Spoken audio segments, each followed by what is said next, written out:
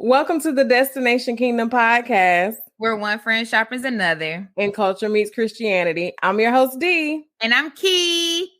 So welcome, real friends. Thank y'all for tuning in again. We are a bi-weekly podcast hosted by two friends, D and Key. And we're on a mission to make sure that Christianity and culture meet, because you cannot impact what you are not a part of. Hallelujah. Right.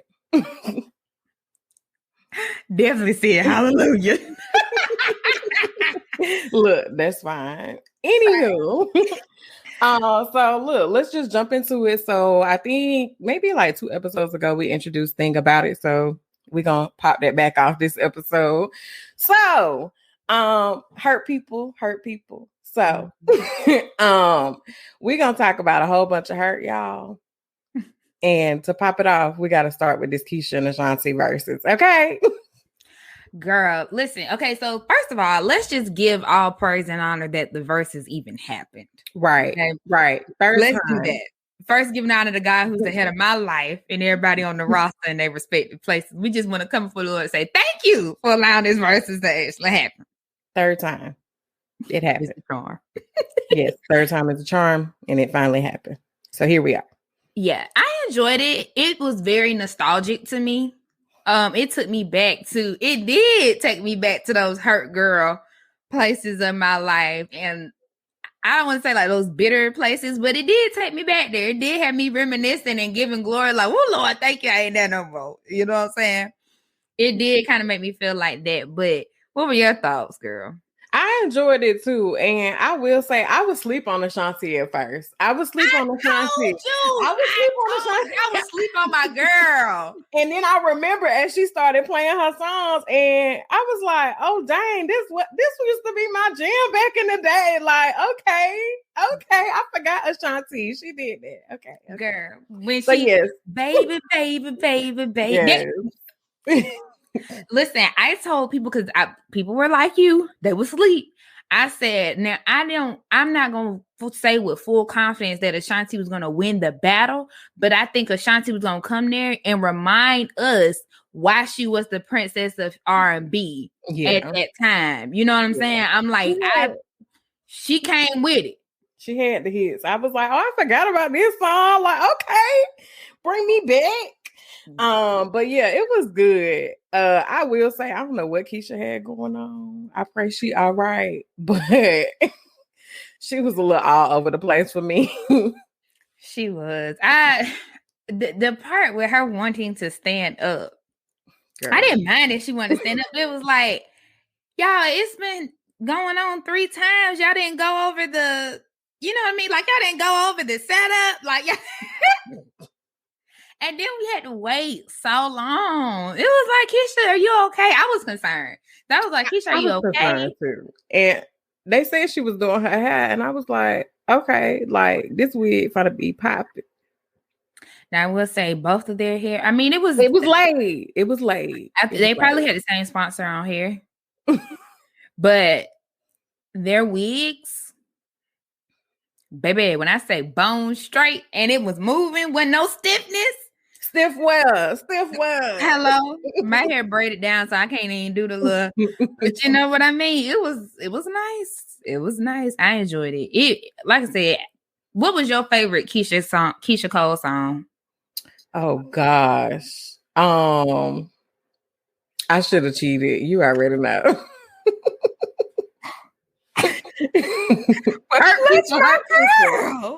Hurt people.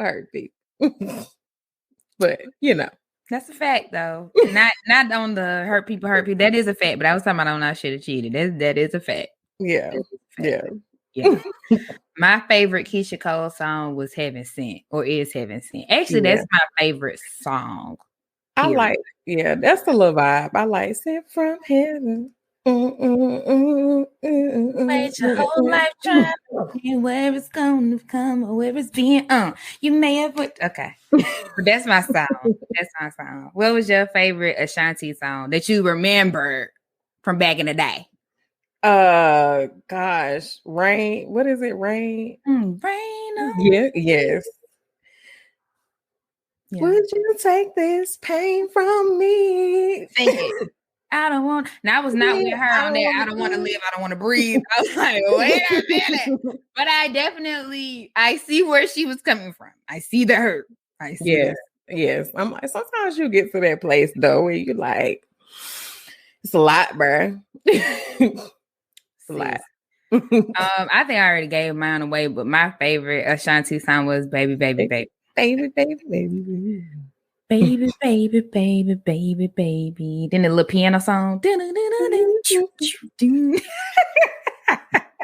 That's my song. That's my song. So shout out to Keisha Cole and Ashanti. Y'all did the verses. We enjoyed it. Definitely took us back on a ride to when them songs was first coming out. Had no business listening to that song, but we was there. Yeah, I'm like, I don't even think I was really in a place to be hurt when Ashanti was out for real, but she was the vibe. No, I wasn't in a place to be hurt either. I think it was more nostalgic for me, just remembering like being around family and stuff, like when that came out and like them songs being the hit back in the day, and just yeah. I think for our age range, Keisha Cole was more relevant to when we actually started going through that phase of life. Yeah. But, you could always put Ashanti on your little mix CDs from back in the day. Yeah, I went, you remember when they used to have Power Fest in Augusta? Mm-hmm. Yeah, we went, and Ashanti came one year, me and my sister. What she said? What's that song? I got that good. That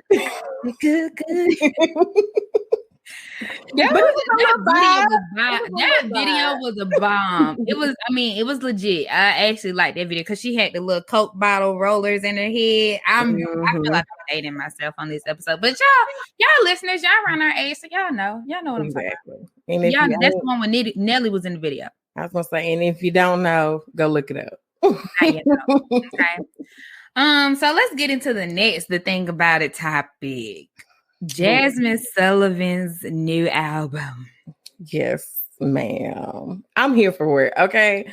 I will say when I first listened to it, I feel like every woman in some way, shape, or form can relate to every tale. Like it might not be your whole tale, but it's a part of it in there. Because even when I was looking at it and I was like, dang, like I can relate to Antoinette. I can relate to Donna. Like I can relate to Ari. Like I can relate to a whole bunch of, like I'm here and I definitely got some of those moments. But yeah, what you thought about it? My favorite tale was Antoinette's. Yeah, my favorite tale was Antoinette's. There was a piece, like you said, that related to everybody, and I was late listening to the album than everyone else. So once I did hear it, I was like, okay, let me just get this a little. I love Jasmine Sullivan. I was hyped. I just was going through some things, so I didn't listen to it. You got to make sure you're in the right space to hear certain songs and hear certain music. But when I heard Antoinette's tale, I was like, girl, look, because we all, in some form or fashion have done that. We have lied in a way to that man or even to ourselves to just make us feel better in that moment and just kind of give ourselves like a false hope that wasn't real. It was never real. But then when that ends and you have to sit up there and be like, why did I say that? I really never even meant that. But then you got to go through breaking that soul tie. You know what I'm saying? Like, I said this mess and I never even meant it. You know what I mean? But just trying to make that person feel good in the moment. So, but my favorite song off that album is Pick Up Your Feelings. Yeah, definitely. Definitely. When sis was just talking about, like, I put a lock on the door where my heart once was. And she said, I made my peace so you can run them streets.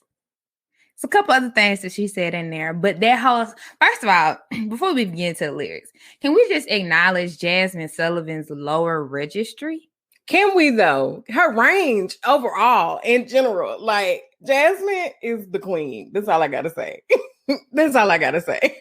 Like, her range is, amazing. It is. Like, I love when she does the little runs. And oh, my gosh. I have loved Jasmine since she first came out. And I have been waiting on this album for a long time. A long time. We hadn't even graduated college when Reality Show came out. I think that was like 2014. So it's been almost 7 years. It's been a minute. And I'm like, everybody like, where Jasmine at? Where Jasmine at? Jasmine was working, okay? Girl, and Jasmine came out with a new body, new man, new lyrics. I'm like, this. Did. Yes. And we ain't gonna spend too much time on this particular one, but I enjoyed her having various women on there.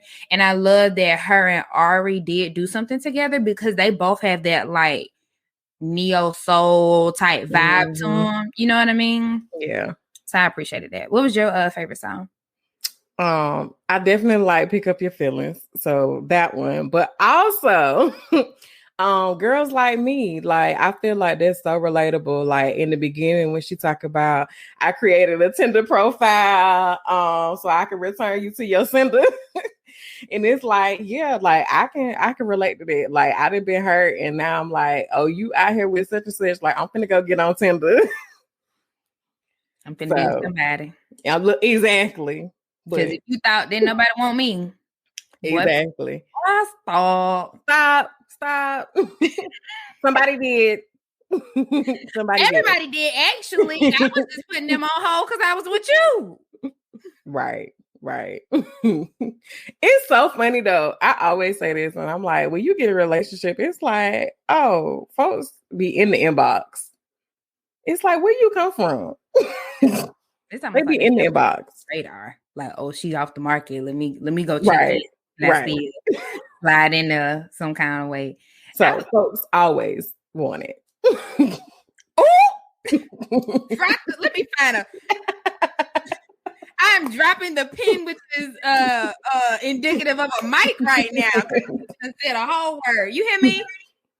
A whole word, sis. So if you have not caught on, today's topic is definitely going to be about hurt people.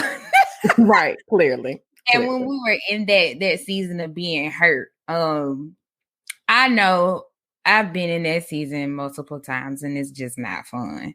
But I do remember there was one time, which was, I think the last time I was hurt to that magnitude, where D and our other best friend, y'all hear us mention her all the time, but our other best friend, like they were concerned. I remember our other best friend and her boyfriend, they came and sat me down one day. I was like, what is... I had a couple people come and sit me down and I was like, am I really this hurt? Yeah. It was just like, they just kind of said some things that were, I didn't realize how much I was changing and how much I was allowing the hurt to impact who I was as a person. You know what I mean? I would say like I was brokenhearted. Like you talking about, let me tell y'all, Tony Braxton 7 whole days. 7 whole days. Not a word from you. Let me tell you, that was on repeat in college. Okay, that was on repeat. It was not my whole college career. I'm just saying that season. But I really had to like take a second. And I think that's why for me, Jasmine Sullivan is so pivotal for me and so inspirational, because there was anybody knows me knows I love R&B. And there was a period of time where I stopped listening to R&B to try to get myself out of this rut. I was like, I don't want to hear no love songs. I don't want to hear, it was either gospel or trap music. Two very extremes, but that's what it was. You know what I mean? I don't want to hear nothing about no loving nobody and nothing like that. I'm trying to hear some John P. Key or Sheer, or I'm trying to hear at that time Round of Applause. Okay, so now had a flashback. I knew exactly what he was. Just let me come in. Okay, we going back to the ratchet days. But do you remember when we used to be in the club and you hear the dinner. And then for me, it was when I heard the chip bag crush, and I heard the burp. I was like, oh, thank you, Lord, for saving us. Right, deliverance is real. Okay. So what was it like for you, D? Oh, yeah. Oh, your hair. I didn't forgot what we was talking about. I just switched it over, child. Clearly. But no, like I think like how you were saying, like you get to a point where it's like you so caught up in that hurt and you like, I'm gonna do whatever I gotta do to get rid of this feeling. For me, I like R&B as well, but sometimes that meant like, oh, I'm just gonna go out here and go on a date with somebody or whatever. And it's like, I have no intention of being in a relationship with you, getting with you, nothing long term. Like, I just want to get a free meal and have a good time. So it's like that was nothing. And it's like, you need your real friends to be like, hey, like, what you got going on, bro? What you got going on, sis? Because this ain't it. This ain't it. Like, I understand you hurt. You need to take some time, sit with your feelings. But don't be out here hurting people. And I feel like that's something too, because at a certain point, both of us had those times where we did hurt people just because we was hurt. And it wasn't, and these were good people. Like, it wasn't nothing personal. It was just like, man, I'm just trying to figure out how somebody did me like this. I'm finna do it on you. And that does not make it right at all. And not like you intentionally tried to do it to him, like, right. One of my mentors, I remember saying something, just kind of talking about this dude that I was entertaining at the time, and she could tell like I wasn't that into him, but that I was just dating, and she like lit into me. She was like, "That is still a human being." He is a man and he may not express his feelings like that, like you do, because you're a woman, but he has feelings and I know that you are hurting him. And I was like, whose side you on? Right. And he ain't hurt. We'd be quick to say, he ain't hurt. He probably out here doing the same thing. Come on, that is a hurt girl thing right there. He hurt. This one is not hurt. Oh Lord, thank you for deliverance, Jesus. Yeah. Going down memory lane. Not these things both. Because that's like, you think about that and you be like, dang, bro, I really was hurt. I was really hurt. And didn't know how to process the feelings that I was feeling. Or didn't want to process them, didn't want to sit down with them, You think that made you even angrier? Subconsciously, yeah. Subconsciously. Yeah. I feel like we both saw each other become really angry at different points in life. And it was like, I'm gonna let you ride this out, but I'll let you have your moment. Because I know you pulled me to the side on some stuff and kind of gave me some, good sister love talks, and I did the same to you. Yeah, I was like, you definitely D. I think it's time. I be like, not I think it's time. Not I think it's time. Let me tell y'all how D be talking to me. She be like, you'll do it when you're ready. This thing he'll be so calm in her little Oprah Winfrey and Y'all Levins and I feel this. Oh, let me tell y'all what she said. They get on my nerve. I feel like you already know what you should do, but you're just not ready. So you'll do it when you're ready. Help her if you. Oh, this episode is all over. It's all right. But I feel like you guys appreciate this transparency to a degree of us just being in that season and time. So, D, what do you think helped you to kind of come out of that? So we knew like when you weren't ready to deal with that, but when you became more mature and you said, okay, it's time for me to deal with these feelings, because obviously it's worked out for you. I mean, obviously Denitra has not made the formal announcement on the podcast, but obviously it's worked out. Look, I was the girl that went and made the Tinder profile because I was angry, but I met my future husband on Tinder, so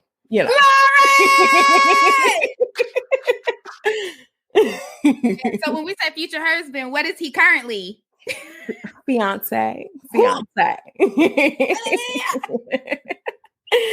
But anywho, I will say, like, when I got to that point, I feel like everybody gets to a point where you get tired of going out on dates for no reason, sleeping with people for no reason. Like, you get tired of the same old.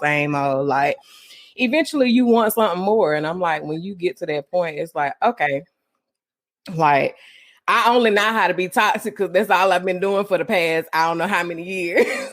So like, I got to unlearn some of these habits. So I will say that counseling was like a huge part of that. But me moving to Jacksonville, I think I've talked about this numerous times, like me just removing myself from everybody that was familiar to me kind of put me in a place where I had to sit there and deal with all the stuff I had done. I ain't really know nobody. Like, it was me and Jesus. Mm-hmm. Yeah, me and Jesus. And I still had to, even when I got in my last 2 relationships, I still had stuff I had to unlearn. Why are you looking like that? I'm trying to count the 2. My current one and then the one before, I had stuff I had to unlearn. I feel like those 2 were like my most mature relationships. Mm-hmm. Because before that, I mean, I was in relationships or wasn't in relationships, you know. Situationships. So I feel like we all been. Let me tell you, okay, to the young ladies and the young men that will listen to this podcast in the future, be very careful when y'all get into them situationships. That whole thing of like, we ain't gonna catch no feelings and all that stuff. I mean, bro, that's not real, especially if you guys are having conversations outside of the bedroom. You know what I mean? Like, if y'all are actually vibing and chilling, you just like, bro, she cool, or girl, he just cool. We just kicking it, girl, boy, friends. I mean, feelings are going to develop. It's in some way, shape, or form, and it may not. You might be like, "Oh, we just cool," but you more than cool because you in the bed with him. You know, more often than not. More often. And you know what? I will say, even in my hurt season, that was something that I felt like I wasn't perfect, but I felt like I did a decent job of knowing myself to know like I couldn't easily separate the feelings from the act. You know what I mean? So I just encourage everybody, like, check yourself for real. If you really out here trying to be that girl, that dude, check yourself for real. Make sure you are honest with yourself to say, can I really separate? Can I really, you know, put a barrier or put a lock on the door where my heart once was, like Jasmine says, like, can you really do that? And then if you can do that, can you easily take it back so that you can be open for love? Because it's not easy. I'm going to say that's the part. Because I feel like I was a person that could separate my feelings. But even on the flip side of that, it's like, are you running from your feelings from something else? Are you running from past hurt that you're really not trying to deal with? So it's like, yeah, I don't have to give this person my feelings, but then you closed off to love in the long run. Yeah. And it's toxic. Either way, it's toxic. Like, as much as we don't want to admit it, it's just toxic. I think for me, I had a slight period of toxicity at the end of college, but my toxic traits came out after college. I feel like that's when I was really like, I'm grown. I was blessed to have a job in my field. I had moved to the Atlanta area. And I had really started moving on from the guy from that previous relationship, you know what I mean? But I definitely was like, I'm not ready for a relationship. But if you want to take me on a date, we can go on a date. If you want to like talk to me, like we talk, you know what I mean? But it definitely led me into some situations that I should not have been in. And only by the grace of God. Okay. Only by the grace of God. But I think for me, like when you said that period of like when you moved to Jacksonville, so we both moved to different cities and you for a different state at the same time. I feel like while you were going through that period of really growing and healing and working through yours, I was doing more of the like wilding out. You know what I mean? Yeah, but I mean, I feel like I started wilding out earlier. Yeah, no, I'm putting it parallel. Yeah, I'm putting it parallel because you were wilding out in college and pre-college. Yep, exactly. Yeah, I was like, chilling and exploring and doing different stuff. So for me, just giving some of my own history, like I didn't get to be out there like that when I was in high school because just of how I grew up and how I was raised. I just wasn't allowed to. So when I got to college, I had a relationship for a good bit of college. Now I was still going to parties. Don't let me preface this. I was not sitting up in my room. They know you was doing anything. Right. I was definitely out there, but there would only be a certain point that I would let myself get to because I did have relationships. You know what I'm saying? Mm-hmm. So let me preface that. Your girl was not sitting up in her room like Brandy, okay? I'm sorry. But after college, like it was like no whole bars. Like I was blessed. I had my apartment. I was grown. I had a job. I had money. I didn't really need. I hate to say it, like I didn't really need nobody for nothing. So I was like, man. Listen, you getting on my nerves today. I'm gonna try to talk this out with you, but while I'm talking this out with you, I'm gonna go eat with somebody else too. And like you said, like he doing the same thing. So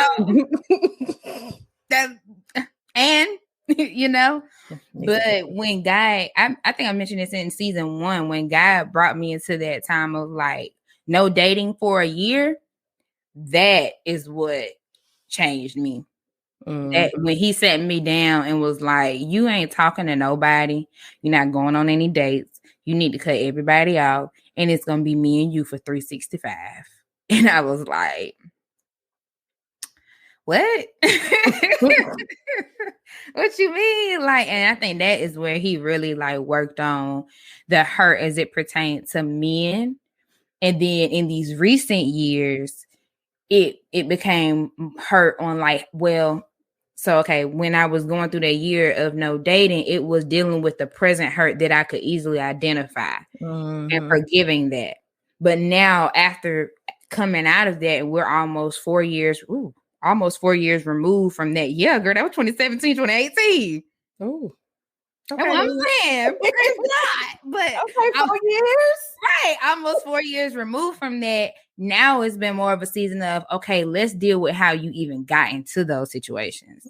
So let's go into that childhood trauma. Let's go, okay, we dealt with like your late teens to early 20s, but now let's go to from the day you were born leading up to that. What got you there? And let's heal from that. And that has been a rough journey. Yeah. Yeah. I think that's a rough journey for anybody. Like when you have to go back and think about, because it's like, I think I told you this before too. Like sometimes you block out stuff. You be like, that ain't happen. And then it be like, when you going through therapy and dealing with stuff, it's like, wait a minute. I think this happened. And I'm like, or sometimes like he'll be like, but no, like that did. And I'll be like, I don't remember. I blocked it. I mentally blocked it somewhere. So, yeah, you bury stuff, which is nice, but eventually you got to unbury it and deal with it. Yeah, that'd be the rough part. Because you'd be like, oh, that really did hurt my feelings, huh? That really did impact me. Oh, that's why now I say XYZ. Or like, I'll give this example too, because I always grew up in a house where I knew I was loved, but we never actually said, I love you. So when I got into a relationship where I actually did love somebody, it was hard for me to say like, I love you. Like my actions show you that I love you. Like, why do I have to tell you I love you? Like that was a big struggle. So, it's something as simple as that sometimes shows up years later. And it's like, I trace that back to my childhood. Like I knew my parents loved me. I love them too. But like, we ain't never be like, oh, I love you. That's deep. Bruh. Ain't it? So now is it easier you feel like to say it? Yeah, I think after I got out of it, and then especially with my fiance now, like, I mean, he comes from a lovey-dovey family. I mean, his cousins, everybody, grandma, like when they first met me, I love you. I love you. I'm like, I don't even know y'all, but I love y'all too. Something D is not lying because I I would have to tell now she tells me on her own. Like if I say it, she'll say it back. But her and our other best friend, I had to train them to I have a thing for like I always try to tell people that I love them before you just never know when your last time is gonna be talking to somebody. Mm-hmm. I just always want to make sure that's on the up and up with me and somebody that I really, really care about. Right. So I would be like, all right, y'all, love y'all. And they'd be like, all right. And they'd be like, excuse me. Sometimes I would not let them leave my presence or get off the phone. They'd be like, oh, love you too, Key. Love you too, Key. You know, but now I feel like sometimes y'all still trying to give me attitude. But now it's like y'all willingly say it now. I think in the almost 10 years that we've known each other, like the three of us, me and Dee have known each other for almost 14 years. But now like sometimes Dee will just send a message and say, I love you at the end. But I feel like it's because in those moments, like she'd be like, okay, she's like going through and I can't physically be there to help her or, you know. And our other friend, she does the same thing. Like, but she'd be like, I love you, bruh. I love you too, so I love you too. But right. Like Denitra will send like a nice card or flowers or a text message and then say, I love you, I'm proud of you, or whatever at the end. So I mean, I definitely have seen the growth within UD and it's been a beautiful my baby growing up. I can't. We all growing, child. We all growing. We all growing. We'll come a long day from round of long day, Lord, a long way from round of applause. We both have Jesus. I said we. Oh, okay. All of us. We used to be together. But yes. Look, you got anything else? Because no, I think this is a good place to stop. I think y'all got a little bit more. I mean, I think y'all got still a balance of righteous and ratchet, but y'all definitely got a lot more ratchet on this episode.